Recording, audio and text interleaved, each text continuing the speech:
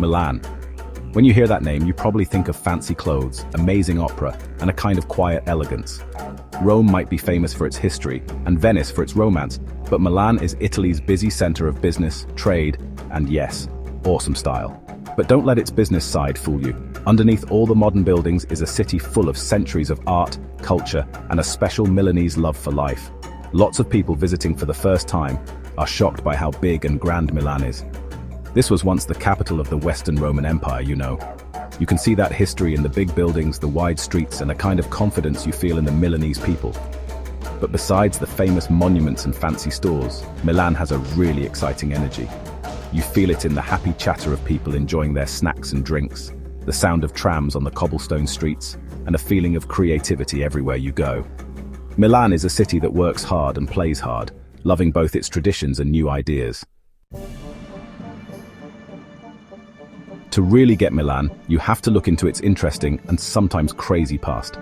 It was started by the Celts, taken over by the Romans, ruled by the Visconti and Sforza families, and later became a super important city when Italy became one country. Milan's history is a fascinating story of power, art, and toughness. The Roman Empire left its mark, like you can see in the old Roman baths and the amazing Sant'Ambrogio Church, which is from the 300s. The Middle Ages saw the powerful Visconti and Sforza families turn Milan into a center for art and culture. They brought in amazing artists like Leonardo da Vinci, whose work you can still see in the city. The 1800s brought lots of growth and industry, making Milan Italy's economic powerhouse. This was when famous landmarks like the Galleria Vittorio Emanuele II were built, showing off Milan's new wealth and amazing architecture. After the destruction of World War II, Milan boomed, becoming a world center for fashion, design, and money. Today you see Milan's past everywhere, from the old Roman walls to the grand buildings lining the streets. Exploring the city is like reading a history book, each chapter showing you a new part of this amazing city. You can't go to Milan and not see the Duomo, the city's most famous landmark. This incredible Gothic building, with its detailed front, tall spires, and a rooftop view that will take your breath away, is a real example of human skill and artistry. They started building it in the 1300s, and it took over 500 years to finish. Talk about dedication. Really close to the Duomo is the Teatro alla Scala, one of the most famous opera houses in the world. Famous performers like Maria Callas and Luciano Pavarotti have sung there. Even if you don't love opera, you should go to La Scala to see its beautiful architecture and feel the history. And then there's Leonardo da Vinci's Last Supper. This famous painting is in the Santa Maria del Grazie church and is a masterpiece of Renaissance art. It shows the last meal Jesus had with his followers. It's really delicate, so not many people can see it at once, so book your tickets early. But Milan's beautiful buildings don't stop there. From the medieval Castello Sforzesco to the modern Bosco Verticale, vertical forest, two apartment buildings covered in trees and plants, Milan has a mix of architectural styles that shows off its long and changing history. Milan is known for high fashion, and there's a good reason for that. In this city, style is a part of everyday life. From the fancy stores on Via Montenapoleone to the new designers in the Brera district, Milan is a shopper's dream and a place that sets trends for the whole world. The heart of Milan's fashion is the Quadrilatero della Moda, a fancy area with the main stores of Italian and international luxury brands. Here you'll find names like Prada, Gucci, Armani, and Versace, their windows showing off the newest styles. But Milan's fashion is more than just expensive stores. The city has famous design schools, like the Istituto Marangoni and the Politecnico di Milano, which train the next generation of fashion designers, architects, and artists. This constant flow of new ideas keeps Milan at the top of the fashion world. Twice a year, the city comes alive with Milan Fashion Week.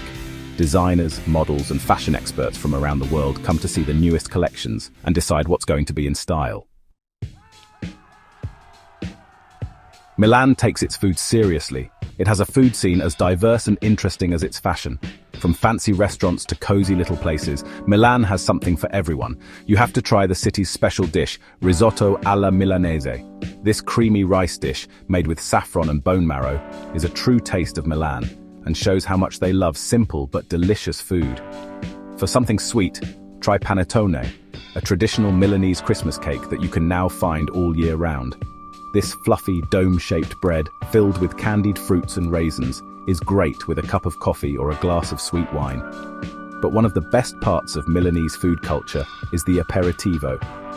This is like a pre-dinner snack time, usually between 6 and 9 in the evening. You have a drink with some small bites, like olives, cheese, mini pizzas, and arancini, fried rice balls. It's a fun way to experience the city's social scene and try different local foods.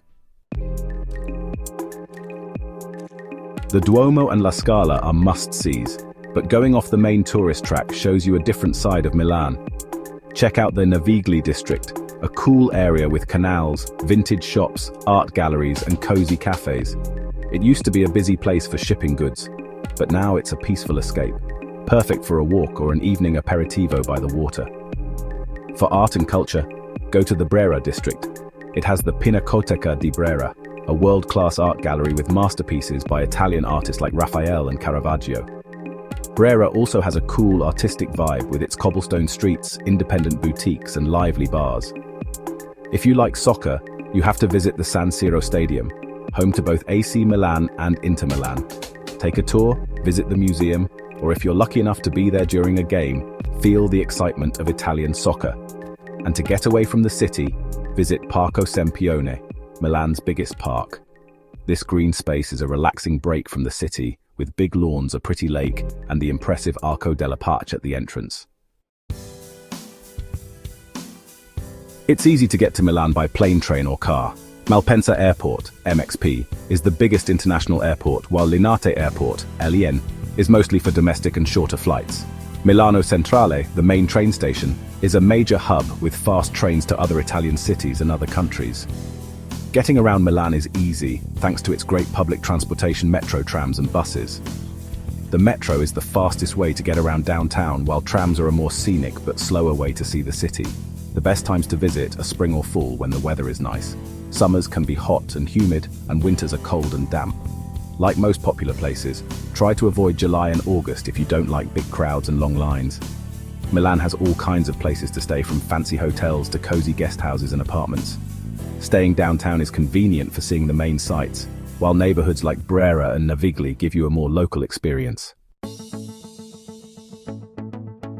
Milan is a city of opposites, where old history meets modern ideas and high fashion meets down-to-earth charm. It's a city that excites all your senses, from the amazing buildings to the delicious smells coming from its many cafes and restaurants. Whether you love its culture, its style, or its food, Milan will stick with you.